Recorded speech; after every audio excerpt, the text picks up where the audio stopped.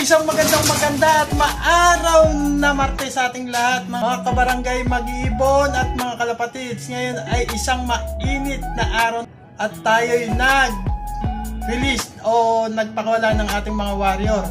Tinignan natin sila kung maganda na ang magiging kanilang galawan at check up natin kung maganda na rin ang kanilang kondisyon.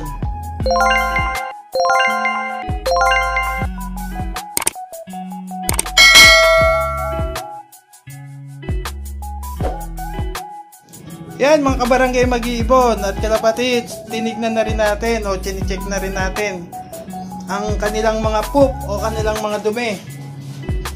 Yan, pinalabas natin sila para maarawan na sila at magpagpagpagpag na dahil halos 2 araw na silang nakapahinga. So ayan yung kanilang mga poop. Maganda naman ang poop, tuyo at buo. So lilinisin ko muna to bago ko sila papasukin. Yan guys yung ating mga ibon na ating nirelease kasabay sa kapitbahay. Yan sila, kaya marami sila. Yun. Yan. Narating lang nila.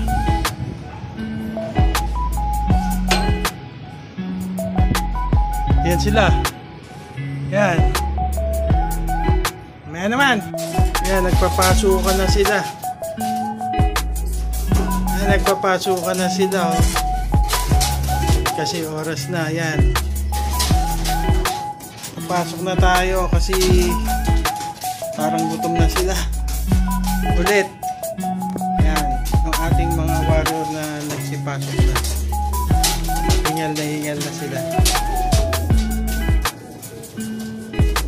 Mamaya ulit. Yan guys, painumin na natin sila ng ating mixture ng magic water nila. Yan. Ayan ang aking mga ginagamit.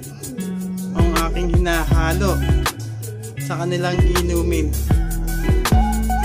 Yan. Baka naman. Yan, Gatorade na itim. Yan, basta tulome. It's organic, don't panic, kasi it's fantastic. Yan guys, abangers na sila kung ano ang ibibigay natin sa kanila. So, yan. Una kong nilalagay sa kanila sa araw is eto.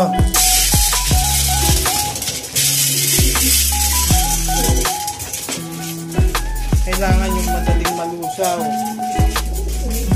para pagdating ng hapon kakain din sila ulit ng maayos. Maganda naman silang kumain kahit ganun ang ating pinatuka sa kanila.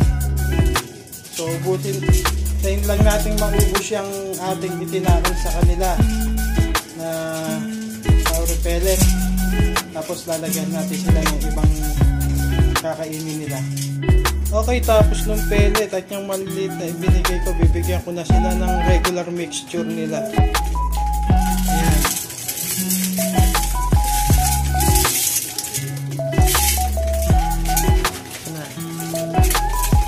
Kailangan lang natin sila nung unahang malambot na patoka para hindi mabibigla sa umaga yung kanilang mga leche o bituka.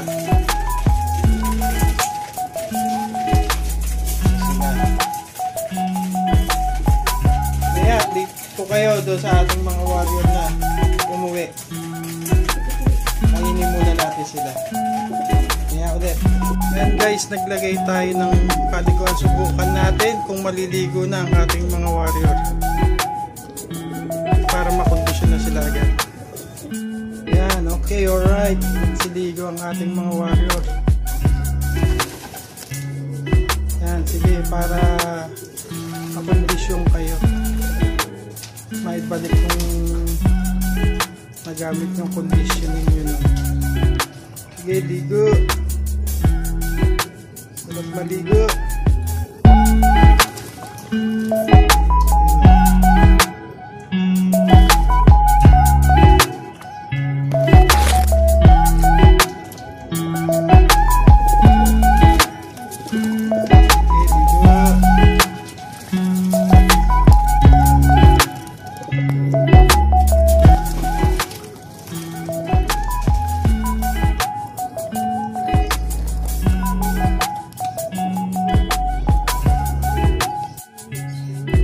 Okay yan guys, tapos na tayo magpaligo ng ating mga warrior. So ang ginawa natin sa kanilang pinagpaliguan ay ating ibinuhos dito sa kanilang flooring. Ayan, para malinis din. At presko sila. Dahil bagong ligo, dapat malinis ang kanilang ulungan. Para presko din sila. Habang nagpapahinga o nagpapatuyo ng kanilang mga balahibo na kanilang binasad dahil sa kanilang pagligo. So, iwan muna natin sila habang sila ay nagpapatuyo at nagpapahinga. Yan. Mamaya naman. Yan guys, update ko kayo sa ating mga warrior na nag-clap nung nakaraan linggo. First lap, Tagudin, Ilocos Sur. Yan siya. Yung first bird natin. Tapos ayun yung second bird.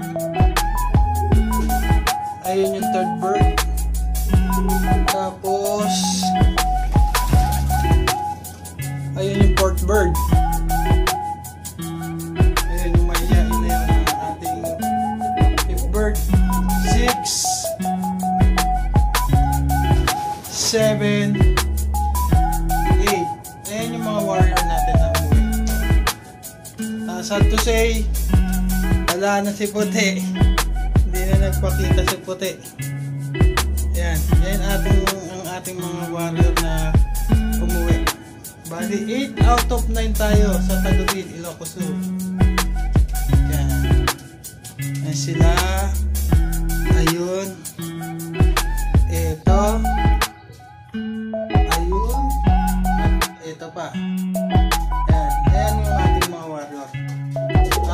Abangan natin sila sa susunod na karera nila sa second lap.